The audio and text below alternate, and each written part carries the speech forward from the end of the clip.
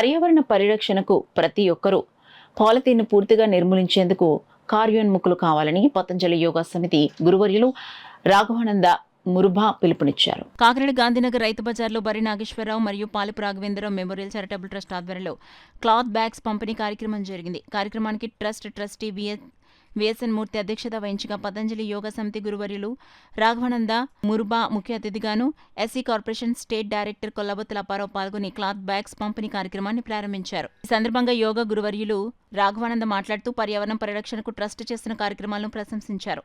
ఈ కార్యక్రమంలో ట్రస్ట్ మెంబర్లు ఆర్జీ రామారావు, ఎస్వివి తాతారావు, పతంజలి యోగా సంస్థ కలగా శివరాణి, బి శ్రీనివాసరావు, సుబ్బారాయుడు, భాస్కర్ నారాయణ, నాగేశ్వరరావు, శ్రీదేవి, రజని, సత్య, రెడ్డి, విజయ్ స్టోర్స్ నాగేశ్వరరావు తదితరులు పాల్గొన్నారు.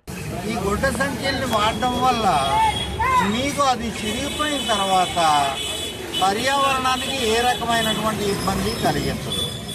ఇలాగా మనం అందరం కూడా బజారుకి వచ్చేటప్పుడు ఒక్క సంచిని కూడా తెచ్చుకోగలిగినట్టయితే కొన్ని వస్తువులనైనా కొంతవరకు అయినా ప్లాస్టిక్ని మనం నిషేధించగలం.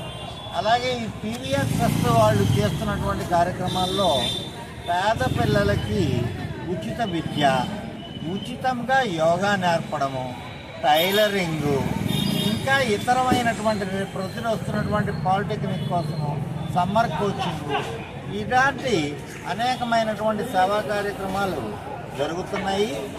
వీటి అవసరం ఉన్నటువంటి వాళ్ళు ట్రస్ట్ వారిని సంప్రదించవచ్చు. అదే రకంగా మన అందరం కలిస్తే ఇంటికొక పువ్వు ఈశ్వరుడికి మాల.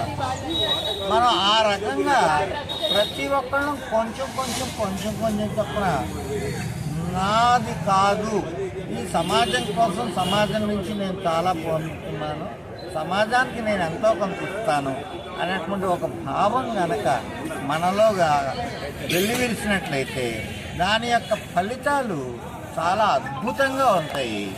దానికి ఉదాహరణే ఈ ట్రస్ట్ యొక్క సేవా కార్యక్రమాలు.